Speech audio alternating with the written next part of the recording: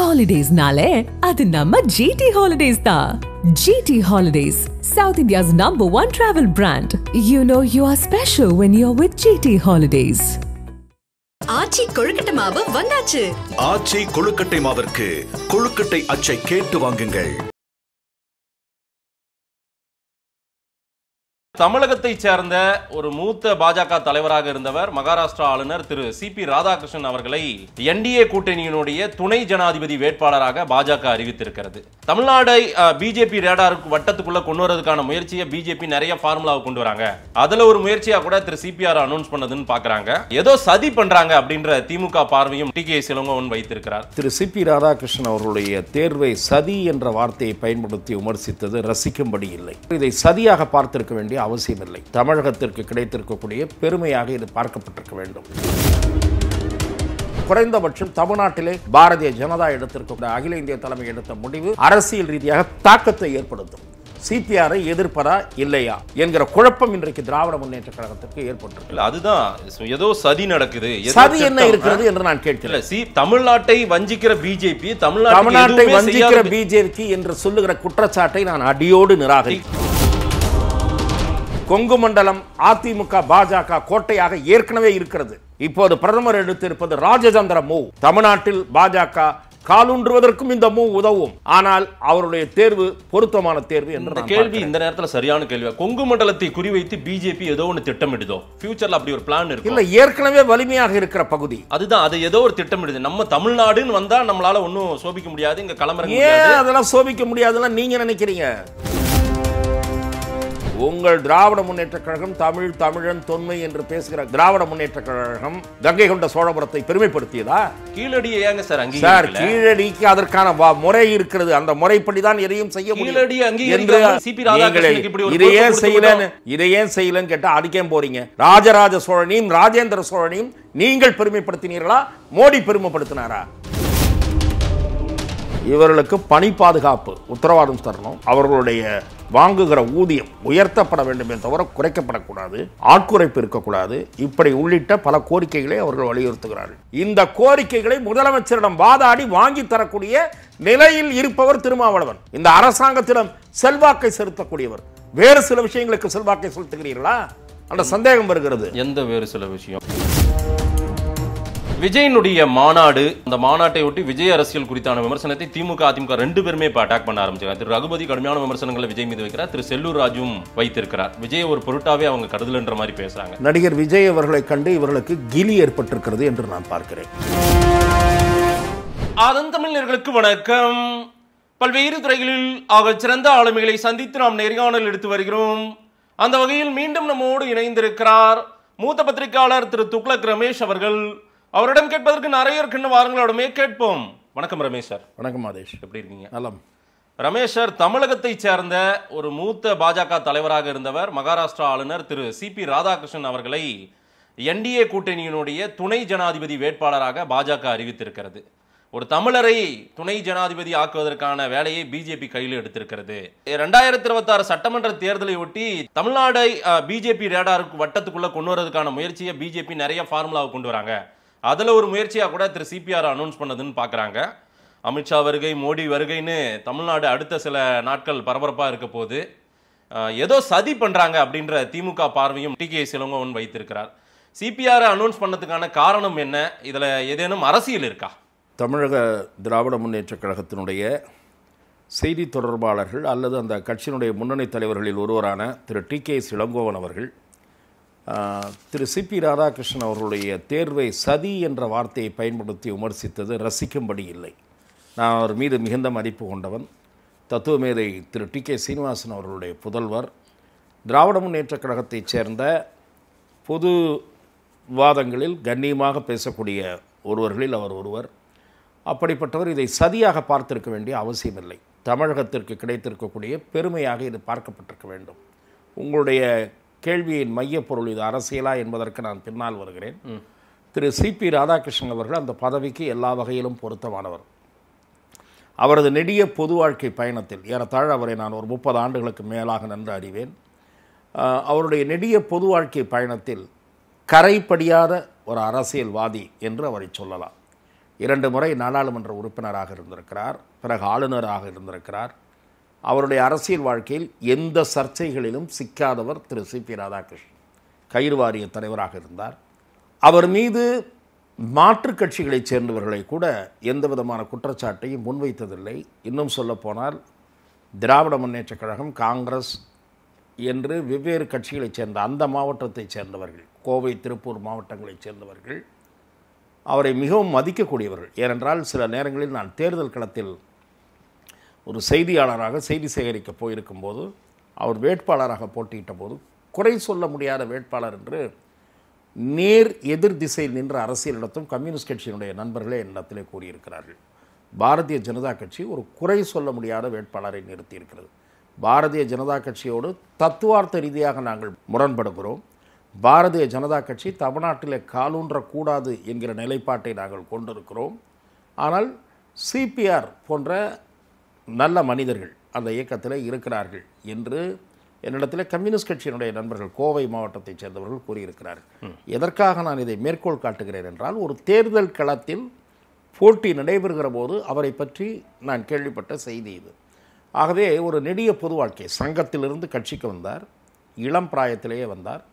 அதன் பிறகு அரசியலில் படிப்படியான உயர்வுகளை கண்டவர். தமிழக பாரதிய ஜனதாவில் அண்மையிலே மறைவுற்ற திரு இலா கணேசன் அவர்களுடைய பங்களிப்பும் சரி, திரு சிபி ராதாகிருஷ்ணன் அவர்களுடைய பங்களிப்பும் சரி மகத்தானது. ஆகவே அதன் பிறகு அவர்கள் ஆளுநர் ஆகிறார்கள். நேற்றுக்கு கூட ஒரு விவாதத்தில் நான் பார்த்தேன், அரசியல் கட்சியைச் சேர்ந்தவர்கள் ஆளுநர் அல்லது துணை ஜனாதிபதி ஆக்கப்படுவது அதுவும் பாரதிய ஜனதா வந்த பிறகுதான் நடப்பதைப் போல ஒரு அர்த்தமற்ற அபத்தமான விமர்சனத்தை 1-2 ஊடகவியலாளர்கள் பேசியதை நான் பார்த்தேன். எனக்கு ஆச்சரியமாகவும் அதிர்ச்சியாகவும் இருந்தது. இவர்களெல்லாம் என்ன வாட்ச் பண்ணுகிறார்களா பொலிட்டிக்கல் டெவலப்மெண்ட்ஸை? இவர்களெல்லாம் இதையெல்லாம் எப்போது பாரதிய ஜனதா மீது வெறுப்பு இருக்கலாம், வன்மம் இருக்கலாம், காழ்ப்புணர்ச்சி இருக்கலாம், தரவுகளை சரியாக பேச வேண்டும். அந்த தரவுகளை கூட பேச தெரியாதவர்களாக இருக்கிறார்கள் என்று நான் பார்க்கிறேன். இல்ல சார், விதை போட்டா அறுவடை செய்யணும்னு எல்லாருமே நினைப்பாங்க. ஆனா பிஜேபி ஏதோ ஒரு விதை போடுதுன்னா இல்ல அதுல ஏதாவது ஒரு மிகப்பெரிய அறுவடையை எதிர்பார்த்து திருமதி இந்திரா காந்தி அவர்களுடைய காலத்திலிருந்து துணை குடியரசுத் தலைவர், குடியரசுத் தலைவர் இவரெல்லாம் காங்கிரஸ் கட்சியைச் சேர்ந்த பழுத்த அனுபவசாலிகளை தான் ஆக்குகிறார்கள். புதிதாக ஒருவரை கொண்டு வந்து, ஒரு ஸ்டேட்ஸ்மனை கொண்டு வந்து ஆக்குவதில்லை. சில நேரங்களிலே அபூர்வமாக ஐஏஎஸ் அதிகாரிகளாக இருந்தவர்கள், தனிச் செயலாளர்களாக இருந்தவர்களை ஆளுநர் ஆக்கியிருக்கிறார்கள். டாக்டர் PC அலெக்சாண்டர் அவர்களே அதற்கு ஒரு உதாரணமாக சொல்லலாம். மேதக ஆளுநராக அவர் நியமிக்கப்பட்டார். திருமதி இந்திரா காந்தி அவர்களுடைய பிரைவேட் செக்ரட்டரியாக இருந்தவர். சில நேரங்களிலே அபூர்வமாக IPSஓ IASஓ அவர்களை ஆக்குகிறார்கள். ஆனால் பல நேரங்களில் பழுத்த அனுபவஸ்தர்களைத்தான், காங்கிரஸ் கட்சியைச் சேர்ந்தவர்களைத்தான் ஆக்குவார்கள். தமிழ்நாட்டிற்கு திரு சிபி ராதாகிருஷ்ணன் அவர்கள் தமிழ்நாட்டைச் சேர்ந்த அவர் ஆக்கப்படுவது என்பது மறைந்த மக்கள் திலகம் புரட்சித் தலைவர் எம்ஜிஆர் அவர்களுடைய ஆதரவோடு அவர் விரும்பிய காரணத்தால் திருமதி இந்திரா காந்தி அவர்களால் தேர்வு செய்யப்பட்ட திரு RV அவர்களுக்கு பிறகு சிபிஆர் அந்த இடத்துக்கு வரப்போகிறார். RV அவர்கள் குடியரசு துணைத் தலைவரானதற்கு எம்ஜிஆர் அவர்களுடைய பங்களிப்பு மிக முக்கியமானது. இன்றைக்கும் ஆரோக்கியமாக இருக்கக்கூடிய திரு பண்ருட்டி ராமச்சந்திரன் போன்றவர்கள், அவர் எம்ஜிஆர் அவர்களோடு அந்த சமயத்தில் நெருக்கமாக இருந்தவர். அவரை கேட்டீர்கள் என்றால் சொல்லுவார், RV அவர்கள் குடியரசுத் தலைவர் ஆவதற்கு எம்ஜிஆர் எடுத்த முயற்சி. R வெங்கட்ராமன் அவர்கள் துணை குடியரசுத் தலைவரானார், பின்னர் குடியரசுத் தலைவராகவும் ஆனார். அந்த வகையிலே திரு சிபிஆர் அவர்கள் குடியரசுத் தலைவராவதற்கும் வாய்ப்பு உருவாகலாம். ஓரிரு தருணங்களில் குடியரசு துணைத் தலைவராக இருந்தவர்கள் பின்னாளில் குடியரசு தலைவராகவும் ஆகியிருக்கிறார்கள். நாம் சங்கர் தயாள் சர்மா அவர்களுடைய பழுத்த ஞானஸ்தர், ஒரு விவரம் அறிந்தவர். அவரைப் போல இவர் நேர்மையாகவும் நடுநிலையாகவும் செயல்படுவார் என்று நான் பார்க்கிறேன். திரு சிபிஆர் அவர்கள் குற்றச்சாட்டுக்கு ஆட்படக்கூடாது என்று கருதக்கூடியவர், அவரோடு பழகியவர் என்ற முறையில் சொல். இப்போது நீங்கள் கேட்ட 2026 தேர்தலை ஒட்டி ஏதோ ஒரு அரசியல் இருக்கு இதுல. இல்ல, இதுல அரசியல் நோக்கம் இல்லாமல் நடைபெற்றிருக்கக்கூடிய நியமனம் என்று நான் சொல்ல தயாராக இல்லை. ஓகே, எந்த ஒரு மத்திய ஆளுங்கட்சிக்கும் ஒரு தேர்வு, ஒரு அதிர்வை தோற்றுவிக்க வேண்டும் என்ற எண்ணம் இருக்க வேண்டும். ஆப்போசிஷன் செய்வதறியாது திகைக்க வேண்டும் என்ற எண்ணம் ஏற்பட வேண்டும். அப்படித்தான் கணக்கிடும். நான் நிறுத்துகிற வேட்பாளர் இவரை எதிர்த்து என்ன செய்வது? குறைந்தபட்சம் தமிழ்நாட்டிலே பாரதிய ஜனதா எடுத்திருக்க அந்த அகில இந்திய தலைமை எடுத்த முடிவு அரசியல் ரீதியாக தாக்கத்தை ஏற்படுத்தும். சிபிஆரை எதிர்ப்பதா இல்லையா? என்கிற குழப்பம் இன்றைக்கு திராவிட முன்னேற்ற கழகத்திற்கு ஏற்பட்டிருக்கு. அதுதான் ஏதோ சதி நடக்குது, சதி என்ன இருக்கிறது என்று நான் கேட்கிறேன். தமிழ்நாட்டை வஞ்சிக்கிற பிஜேபி, தமிழ்நாட்டை வஞ்சிக்கிற பிஜேபி என்று சொல்லுகிற குற்றச்சாட்டை நான் அடியோடு நிராகரிக்கிறேன். சொல்றாரு திரு டி கே இளங்கோவன் அப்படித்தான் சொல்லுவார், முத்தரசன் அப்படித்தான் சொல்லுவார். அவர்களுடைய வார்த்தைகளை கடன் வாங்கி நீங்கள் பேசுவதில் எனக்கொன்றும் வியப்பில்லை, எனக்கொன்றும் மாற்று கருத்தும் இல்லை. ஆனால் தமிழ்நாட்டை பிஜேபி அரசு வஞ்சிக்கிறது என்பது அபத்தமான குற்றச்சாட்டு என்பது என் பதில். நீங்கள் நிறைவேற்ற மறுக்கிற ஒரு திட்டத்துக்கு மத்திய அரசு நிதி தர வேண்டும் என்று எதிர்பார்க்கிறீர்கள். மத்திய அரசு ஒரு திட்டம் தீட்டுகிறது, அதற்காக நிதி ஒதுக்குகிறது. அந்த திட்டத்தை தமிழ்நாட்டில் செயல்படுத்த மாட்டோம், ஆனால் அதற்கான நிதி மட்டும் கொடுங்கள் என்று கேட்டால் பைத்தியக்காரத்தனம், எவனும் கொடுக்க மாட்டான். எப்படி கொடுப்பார்கள்? நீங்கள் கேட்பதுதான் என்ன சொல்வது, வீண் பிடிவாதம், வரட்டு பிடிவாதம். ஆகவே அதை நாம் நிறைய விவாதித்து விட்டோம். தமிழ்நாட்டுக்கு மத்திய அரசின் திட்டங்கள் என்னென்ன வந்திருக்கிறது, எவ்வளவு லட்சம் கோடி இந்த 10 ஆண்டுகளில் செலவிடப்பட்டிருக்கிறது என்கிற ஒரு பெரிய பட்டியலை மாண்புமிகு மத்திய நிதியமைச்சர் திருமதி நிர்மலா சீதாராமன், பாரதிய ஜனதா கட்சியினுடைய முன்னாள் மாநில தலைவர் திரு அண்ணாமலை, இப்போது மத்திய இணையமைச்சராக இருக்கக்கூடிய மாண்புமிகு முருகன் திரும்ப திரும்ப பட்டியல் போட்டு கொடுத்து விட்டார்கள். அன்னையிலே தமிழ்நாட்டிற்கு வந்த ஓரிரு மாதங்களுக்கு முன் தமிழ்நாட்டிற்கு வந்து திருநெல்வேலியிலே பேசிய, திருநெல்வேலி அல்லது தூத்துக்குடி என்ற நினைவு பேசிய மத்திய உள்துறை அமைச்சர் திரு அமித்ஷா அவர்கள் ரயில்வே திட்டங்கள் எவ்வளவு வந்திருக்கின்றன, நெடுஞ்சாலைகள் மூலம் தமிழ்நாடு எவ்வளவு பயன்பெற்றிருக்கிறது, ஜல்ஜீவன் திட்டத்தின் மூலம் எவ்வளவு பயன்பெற்றிருக்கிறது, பிரதான் மந்திரி வீடு கட்டும் திட்டத்தின் மூலம் எவ்வளவு பயன்பெற்றிருக்கிறது என்கிற ஒரு பட்டியலை அளித்திருக்கிறார்கள். இது தவிர பிற துறைகள் வாழியாலாக செயல்படுத்துகிற திட்டங்களும் இருக்கின்றன. ஆகவே தமிழ்நாட்டிற்கு மத்திய பாஜக அரசு அநீதி இழைக்கிறது என்கிற ஒரு தோற்றத்தை நிறுவுகிற முயற்சியில் தொடர்ந்து திராவிட முன்னேற்ற கழகம் ஈடுபட்டு சார். அவங்க குற்றச்சாட்டை மக்கள் ஏற்கிறார்கள். ஒரு தமிழர் அடையாளத்தில் இருக்கிற திரு எல் முருகனோ, நிர்மலா சீதாராமனோ, திரு ஜெய்சங்கர் போன்றவரோ தமிழர் அடையாளத்தில் பார்க்கப்படுறாங்க. இவங்கெல்லாம் தமிழ்நாட்டுக்கு என்ன செஞ்சாங்க அப்படின்ற ஒரு கேள்வி இவங்களை யாருமே பாராட்டுறதில்லை. தமிழ்நாட்டு மக்கள்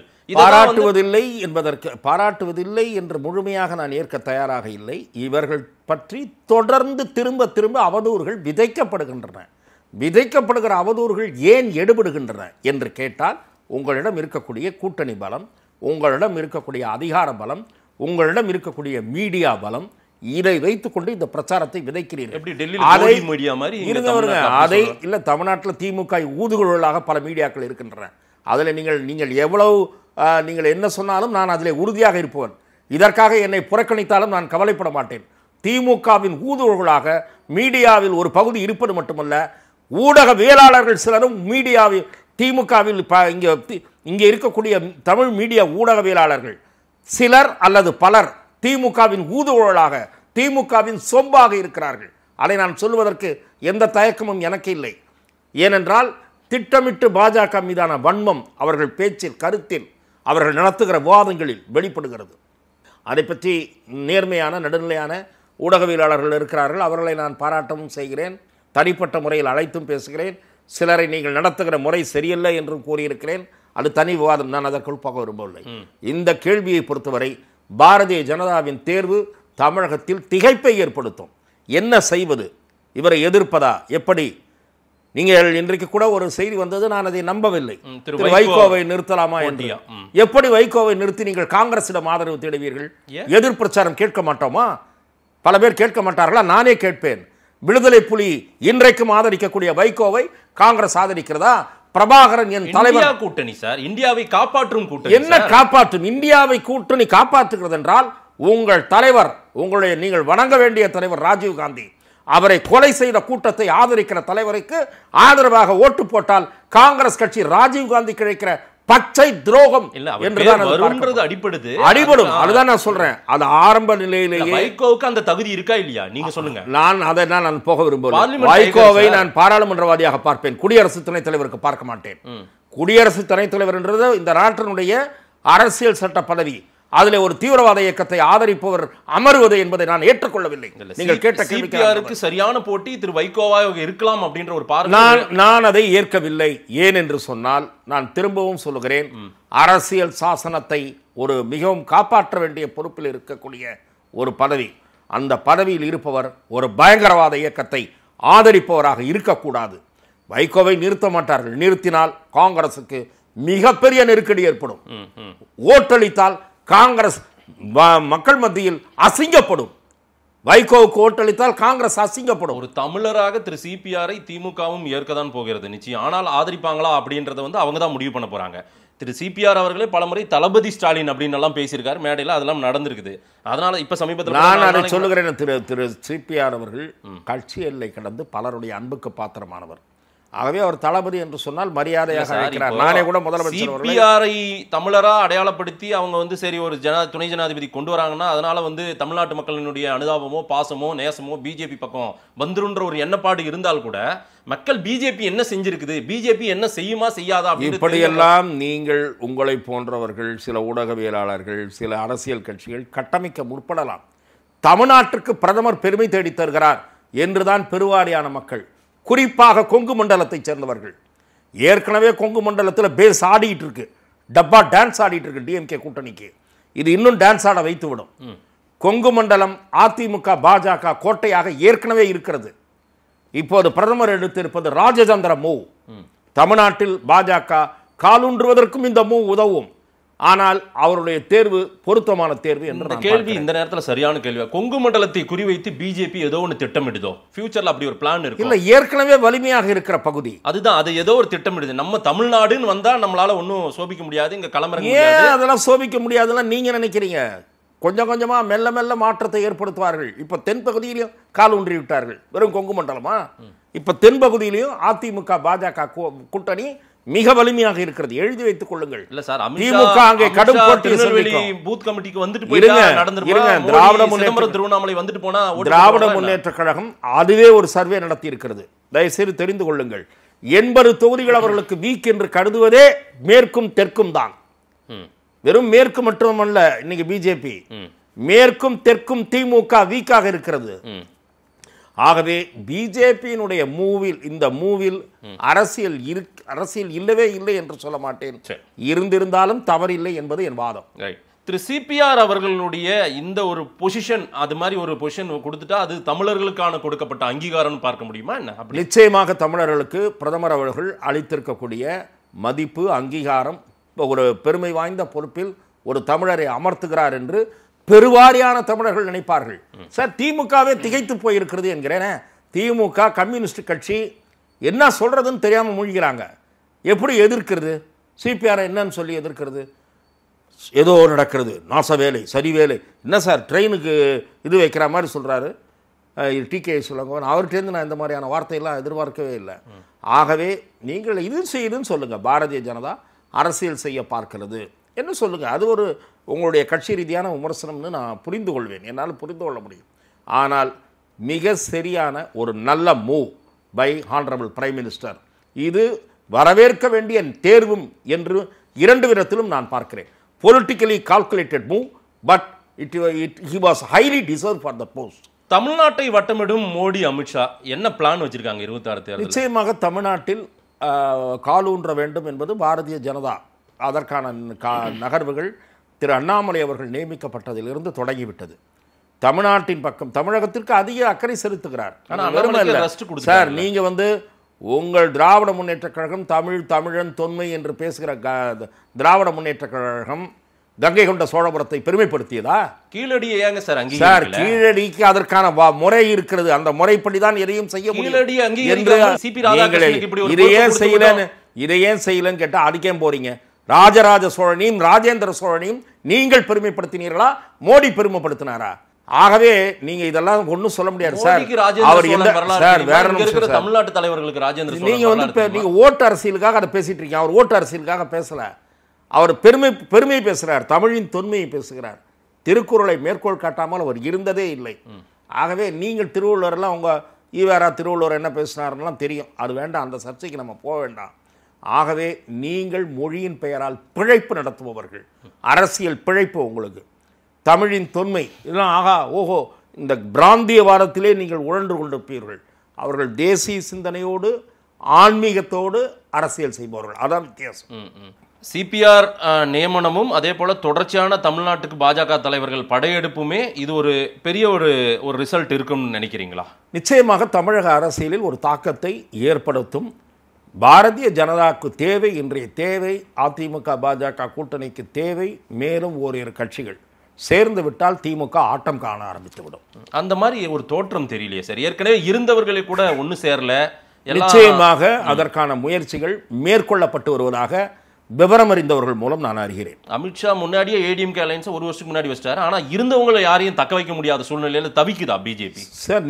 அதாவது பாரதிய ஜனதா அதிமுக கூட்டணியில் ஏற்கனவே இருந்த கட்சிகளை திரும்பவும் கொண்டு வருவதற்கான முயற்சிகள் நடைபெற்று வருகின்றன என்றுதான் நான் உங்களுக்கு சொல்லிக் கொண்டிருக்கிறேன். இன்னொரு முக்கியமான விஷயம் சார், இந்த தூய்மை பணியாளர்கள் போராட்டம் உண்மையாகவே தமிழகத்தையே ஒரு வருத்தத்துக்கு ஆளாக்கி இருக்கிறது. தூய்மை பணியாளர்களுக்கு நிச்சயம் பணி நிரந்தரம் வேணும், அவர்கள் கேட்கும் சலுகைகள் எல்லாம் நானே சீஃப் மினிஸ்டர் கிட்ட பேசுறேன்னு திரு திருமாவளவன் அந்த மக்களிடம் போயிட்டு பேசிட்டு வந்தார்.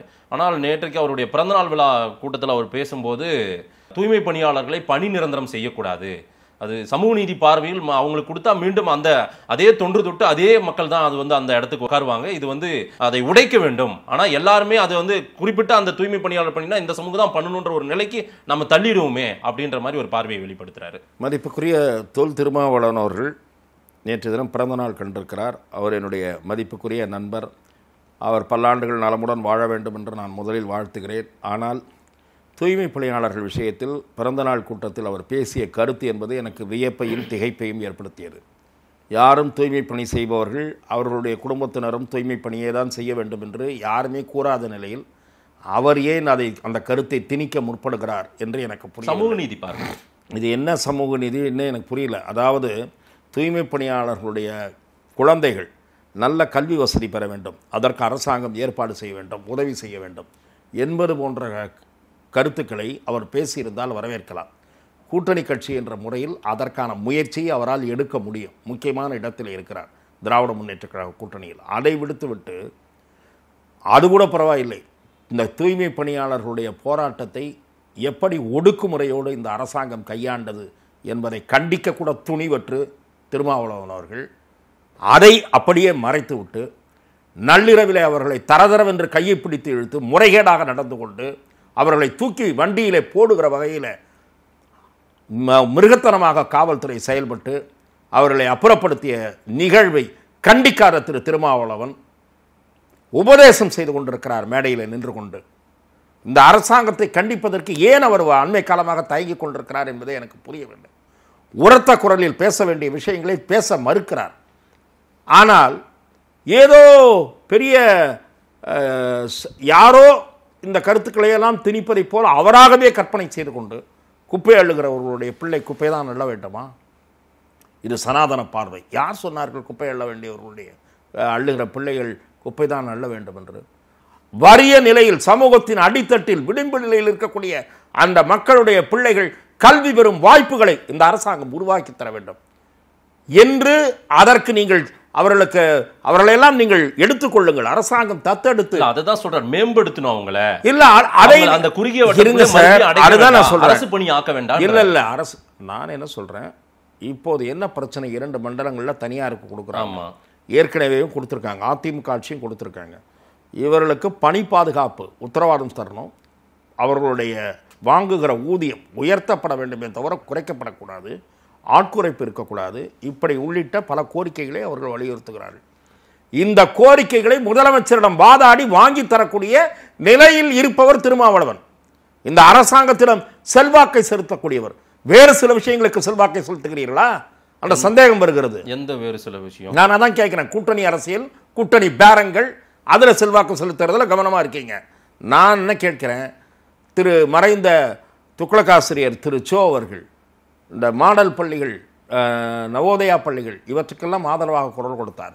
இன்றைக்கு இருக்கக்கூடிய காங்கிரஸில் இருக்கக்கூடிய என்னுடைய நண்பர் கலைஞர் அவர்கள் ஆட்சியில் சட்டமன்றத்தில் பேசினார் திரு பீட்டர் அல்போன்ஸ், என்னுடைய இனிய நண்பர். இன்றைக்கு மத்திய அரசாங்கத்துக்கு நீங்கள் எதிர்ப்பு குரல் கொடுக்குறீங்க. அன்றைக்கு நவோதயா பள்ளிகளை ஏற்க மறுத்தது கலைஞர் அரசு. அதெல்லாம் என்னத்தை, எதற்காக அந்த நவோதயா பள்ளிகள்? சமூகத்தின் அடித்தட்டில் இருக்கக்கூடிய மக்கள் அந்த பள்ளிகளிலே உண்டு உறைவிட பள்ளிகள், ஹாஸ்டல் ஃபெசிலிட்டி, அண்டை மாநிலங்களிலே அந்த பள்ளிகள் எப்படி நடத்தப்படுகின்றன என்று ஃபோட்டோ எடுத்துக்கொண்டு வந்து காட்டினார் சட்டசபையில் பீட்டர் அல்போன்ஸ். எதற்காக நான் இதை இந்த நேர்காணலில் சொல்லுகிறேன் என்றால், திருமாவளவன் அப்படிப்பட்ட கோரிக்கைகளை இந்த அரசாங்கத்திடம் வைக்க வேண்டும்.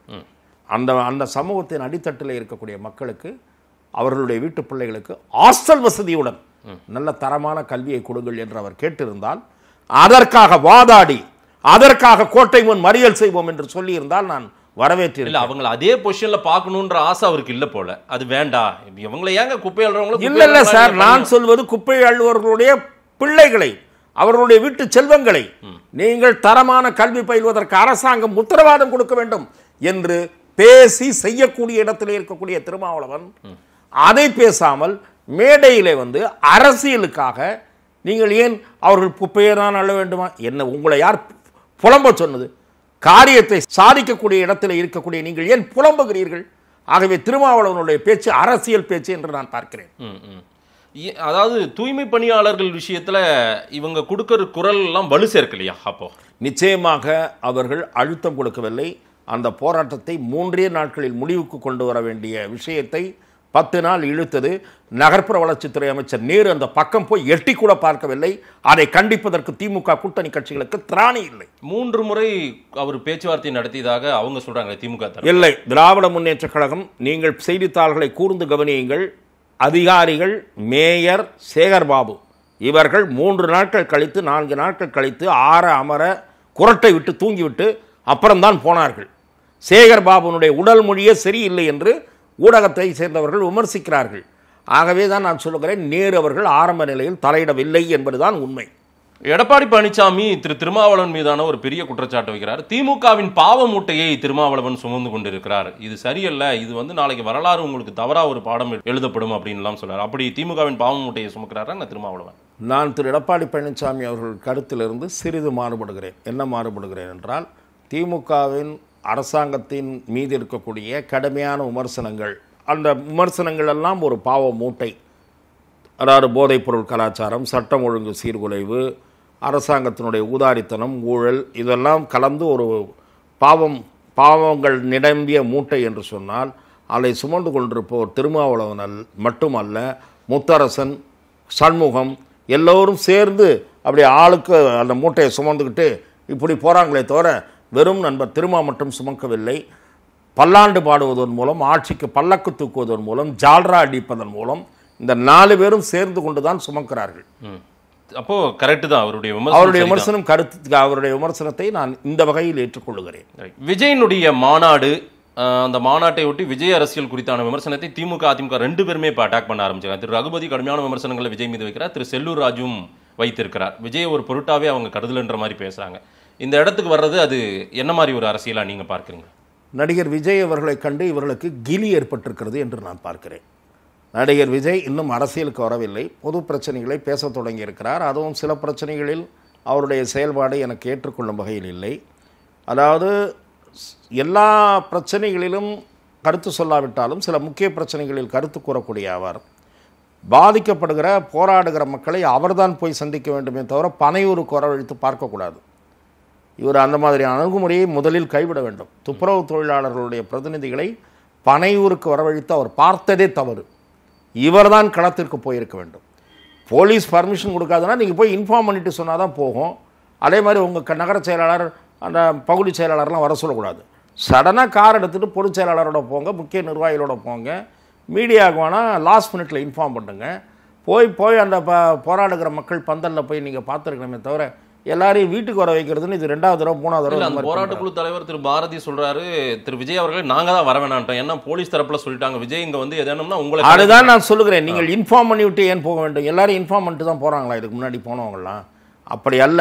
நான் சொல்வது அவருடைய அணுகுமுறையில் மாற்றம் தேவை என்பது என் பார்வை. அதை விட்டுருவோம். இப்போ உங்களுடைய மூல கேள்விக்கு வருவோம். திரு விஜய் அவர்கள் எல்லா கட்சியிலும் தாக்கத்தை ஏற்படுத்துவார், ஓட்டு சிதைவை ஏற்படுத்துவார். பல கட்சிகளில், எல்லா கட்சியிலும் பல கட்சிகளில் என்பது என்னுடைய பார்வை. திரு சீமான் கூட விஜய காரணம் போட்டு தாக்கி இருக்கிறார்.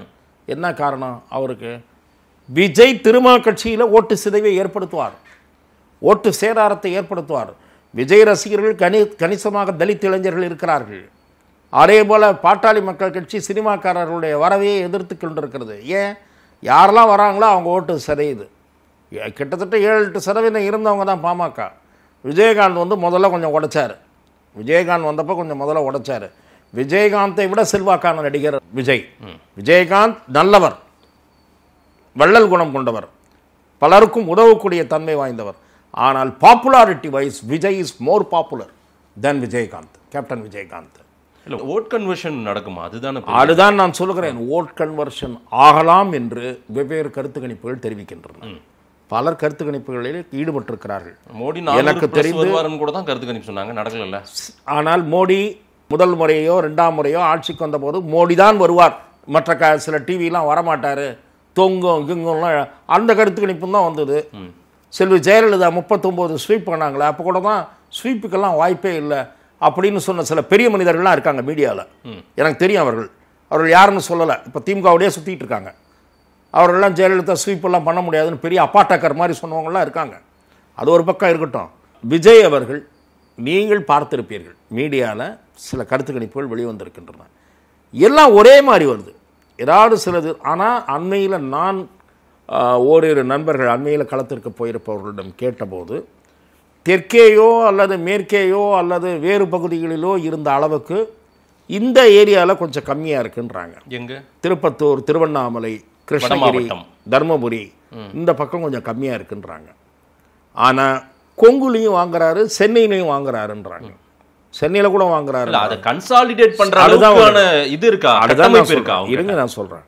அப்படி 15 சில இடங்களில் வாங்குகிறார்கள், சில தொகுதிகளில் 25% கூட வாங்குகிறார்கள் என்கிற மாதிரியான வெவ்வேறு கணிப்புகள் வந்து கொண்டிருப்பது ஆளுங்கட்சிக்கு மட்டும் தெரியாமல் இருக்குமா என்ன? சரி, ஆளுங்கட்சியைச் சேர்ந்த ஒரு அமைச்சர் எடுத்திருக்கக்கூடிய தொகுதிகளில் 50 தொகுதிகளில் திரு விஜய் திமுகவுக்கு சவாலாக இருப்பார் என்று ஒரு கருத்து கணிப்பு அவர்களுக்கு கிடைத்திருக்கிறது.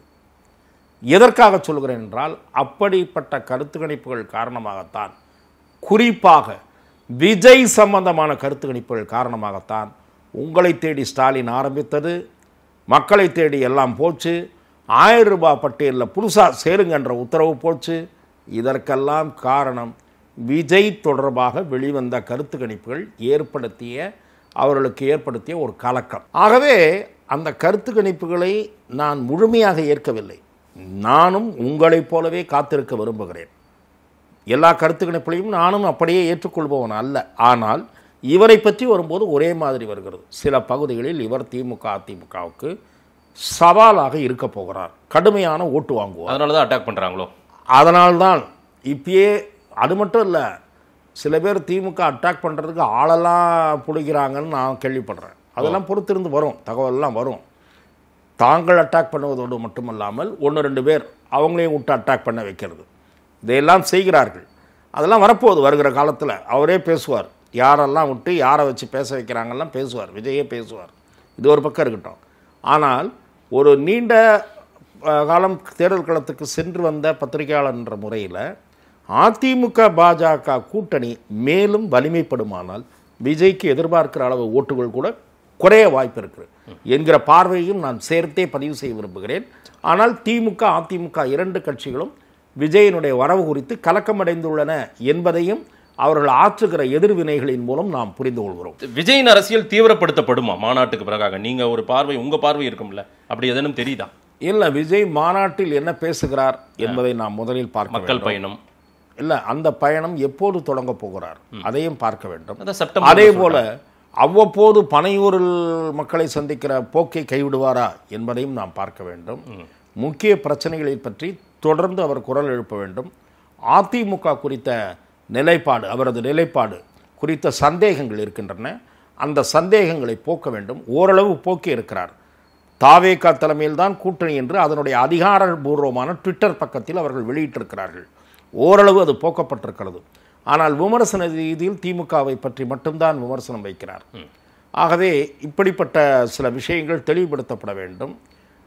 வெறும் பெரியாரை மையப்படுத்திய அரசியல் ஈடுபடாது. ஆகவே தமிழ் மக்கள் பிரச்சனை சார்ந்த, இந்த மண் சார்ந்த பிரச்சனைகளை அவர் எந்த அளவுக்கு கொண்டு செல்ல போகிறார் என்பதையெல்லாம் பொறுத்துதான் அவரதுடைய வெற்றி அல்லது அவருக்கு கிடைக்கப் போகிற ஆதரவு என்பது அமையும் என்று நான் பார்க்கிறேன். நிறைய விஷயங்கள் நீங்கள் சொல்லியிருக்கீங்க சார். மக்கள் என்ன சொல்கிறாங்கன்னு பார்க்கலாம். நேரில் வந்து நேரம் கொடுத்து பேசியமைக்கு நன்றி ரமேஷ் சார். வாய்ப்புக்கு நன்றி.